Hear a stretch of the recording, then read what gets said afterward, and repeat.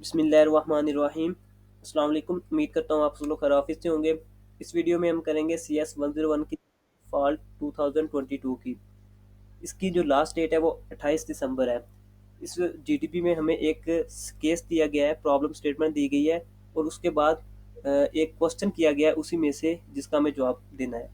अब हमारे पास स्टेटमेंट क्या है, जो प्रॉब्लम स्टेटमेंट है उसको मैं पढ़ता हूँ। इन द कंप्यूटर सिस्टम में all software including the operating system are installed in the secondary storage disk such as a hard disk और एसएसडी।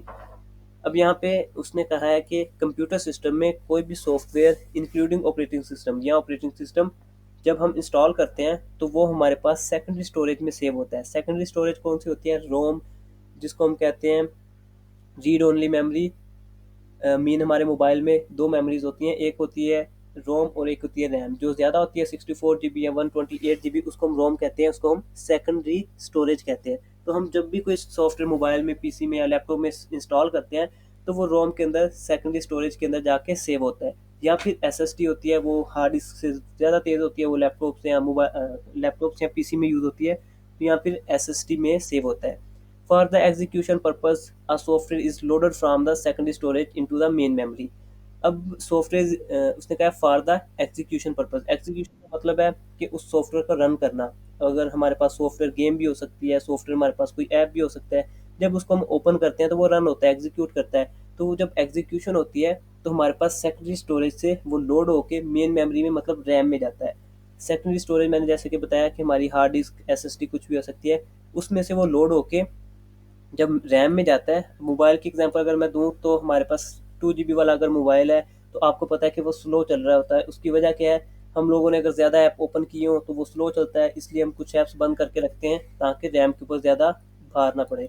अब कोई भी चीज़ जब ऑन करते हैं तो वो लोड होकर रैम के ऊपर आ रही होती है। यही बात इसने की है कि जब हम किसी ऐप को, सॉफ्टवेयर को एग्जीक्यूट करते हैं तो वो लोड होता है सेकेंडरी स्टोरेज से, हार्ड डिस्क से, और लोड होकर रैम के अंदर आ जाता है, मेन मेमोरी में आ जाता है, मेन मेमोरी में आ जाता है। However the installation size of some software is more than the capacity of the RAM. वो कह रहा है ऐसा भी हो सकता है कि कुछ सॉफ्टवेयर का साइज है जो वो रैम से ज़्यादा हो, मतलब वो रैम में लोड हो ही ना सकी। रैम अगर 2 GB की है लेकिन हमारे पास जो सॉफ्टवेयर है वो 4 GB या सपोर्ट करता है या 8 GB सपोर्ट करता है, तो वो रैम के अंदर लोड ही नहीं होगा, क्योंकि लोड रैम है जो वो छोटी पड़ चुकी है और सॉफ्टवेयर हमारे पास ज़्यादा है, ज़्यादा बड़ा है। And they can not be loaded into the RAM completely. वो रैम के अंदर कम्प्लीट तौर पे लोड नहीं होगा। इन सच अ केस, ऐसे केस में a solution might be to execute such a software directly from the secondary storage instead of loading it into the RAM for execution. वो कह रहा है कि अगर ऐसा हो कि हमारे पास सॉफ्टवेयर का साइज बड़ा हो जाए, वो रैम में लोड हो ही ना, तो ऐसे केस में हमारे पास सोल्यूशन ये भी हो सकता है कि हम लोग उसको रैम में लेके ही ना जाएं, हम उसे सेकेंडरी स्टोरेज में ही लोड कर लें, रन कर लें। अब यहाँ पे जैसे मैंने आपको बताया कि हमारे पास रोम ज़्यादा होती है, हार्ड डिस्क ज़्यादा होती है, सेकेंडरी स्टोरेज ज़्यादा होती है, लाइक 64 GB होती है, और दूसरी तरफ हमारे पास रैम 2 GB होती है।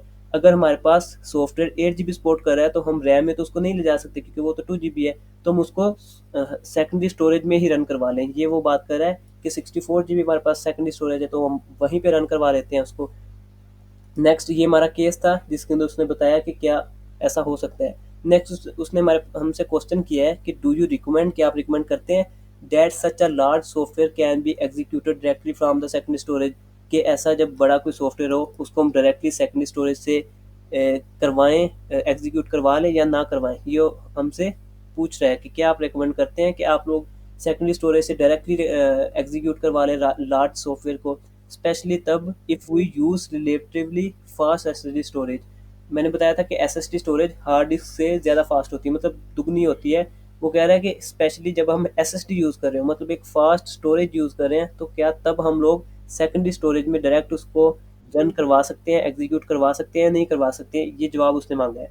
नेक्स्ट है justify your answer with proper reason in the इधर केस, इन अदर केस। वो कह रहा है अपने आंसर को जस्टिफाई भी करें प्रॉपर रीजन के साथ, मतलब यस और नो में जवाब दें, उसके बाद उसका रीजन देना है। Your answer you should be more than 6 to 8 line. आपका आंसर 6 to 8 लाइन्स का होना चाहिए। उसने हमसे आंसर मांगा है यस और नो में, और उसके बाद रीजन मांगी है कि रीजन भी साथ दें। अगर यस तो क्यों, अगर नो है तो फिर क्यों।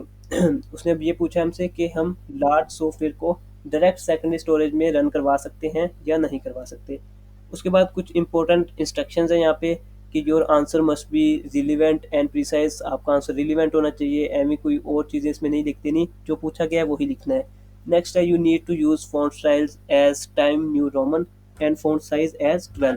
जो आपका फॉन्ट स्टाइल है वो टाइम न्यू रोमन होना चाहिए और जो साइज़ है वो 12 होना चाहिए। जीडीपी में जब आप जीडीपी आप जब सबमिट कर रहे होते हैं ना, तो इस चीज़ का ख्याल रखा करें कि टाइम न्यू रोमन आपने स्टाइल चेंज कर लेना है। और font size I think default में 11 होता है, तो वो आपने 12 कर लेना है सेलेक्ट करके। नेक्स्ट है you need to write your answer by own, मतलब आपने जो अपना आंसर लिखना है वो खुद लिखना है, ना कि किसी का कॉपी पेस्ट करना है। कॉपिंग फ्रॉम इंटरनेट और any other resources will be awarded 0 marks. अगर आप इंटरनेट से कॉपी करते हैं या फिर किसी का कॉपी करते हैं, प्लाजरिज्म आता है, तो वो आपको 0 मार्क्स मिलेंगे। नेक्स्ट है you can't participate in the GDB after the due date. आप आफ्टर ड्यू डेट जीडीबी में पार्टिसिपेट नहीं कर सकते। और ड्यू डेट क्या है, मतलब लास्ट डेट क्या है, तो वो 28 दिसंबर है। 28 दिसंबर तक आप लोग सबमिट करवा सकते हैं, उसके बाद आप सबमिट नहीं करवा सकते। तो ये थी कुछ इंस्ट्रक्शंस। अब हम आते हैं अपने सोल्यूशन की तरफ, जो कि मैंने आपको बता दिया है कि क्वेश्चन हमारा है और सोल्यूशन हमें किस तरह का चाहिए।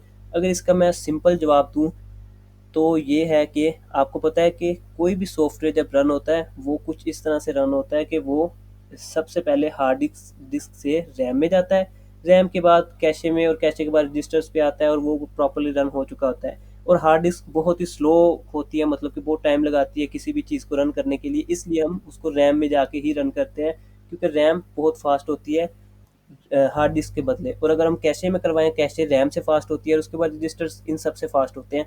तो मतलब इसलिए हम लोग रैम के ऊपर ही एग्जीक्यूट करवाते हैं सॉफ्टवेयर को। नेक्स्ट हम यहाँ पे सोल्यूशन देखते हैं। इसका सोल्यूशन है नो। सबसे पहले तो मैंने नो लिखा है कि हम रिकमेंड नहीं करते। No, I do not recommend that such a large software can be execute directly from the secondary storage whether we are using fast SSD, चाहे हम एसएसडी फास्ट ही क्यों ना यूज़ कर रहे हो, मैं रिकमेंड नहीं करता कि आप उसको डायरेक्ट सेकेंडरी स्टोरेज में एग्जीक्यूट करें। अब इसको आपने अपने अल्फाज में भी, अगर आपको यस लगता है तो आप यस भी लिख सकते हैं। बस ये है कि यस के लिहाज से आपने रीज़न दे देने हैं कि आपको यस क्यों लगा। अगर नो लगा तो आपने उस लिहाज से रीज़न दे देने हैं कि आपने नो क्यों कहा है। अब मैं आगे रीज़न देता हूँ कि बिकॉज सेकेंडरी मेमोरी है जो, वो is a computer memory that is non volatile president and not immediately accessible bye a computer processor. जैसे कि मैं पहले भी बता चुका हूँ कि रोम जो होती है वो बहुत स्लो होती है, उसमें कोई भी चीज़ लोड होते बहुत टाइम लगता है, इसलिए हम रैम का यूज़ करते हैं, क्योंकि रैम उसी वक्त उसको एक्सेस कर लेती है। तो यहाँ पे एक तो मैंने यही वजह दे दी है कि क्योंकि वो कंप्यूटर की मेमोरी है जो कि इमीडिएटली एक्सेसिबल नहीं होती बाय कंप्यूटर और प्रोसेसर। नेक्स्ट है एनीथिंग इन कंप्यूटर, कंप्यूटर में कोई भी चीज़ है is loaded from the secondary memory first and loaded into random access memory. सबसे पहले वो सेकेंडरी से लोड होके रैंडम में जाती है और फिर इसको कैशे और रजिस्टर तक लेके जाया जाता है। मतलब रैंडम रैम में आना उसका ज़रूरी होता है, उसके बगैर उसको रन नहीं किया जा सकता। नेक्स्ट है it's impossible for the processor to run code unless it is in memory space.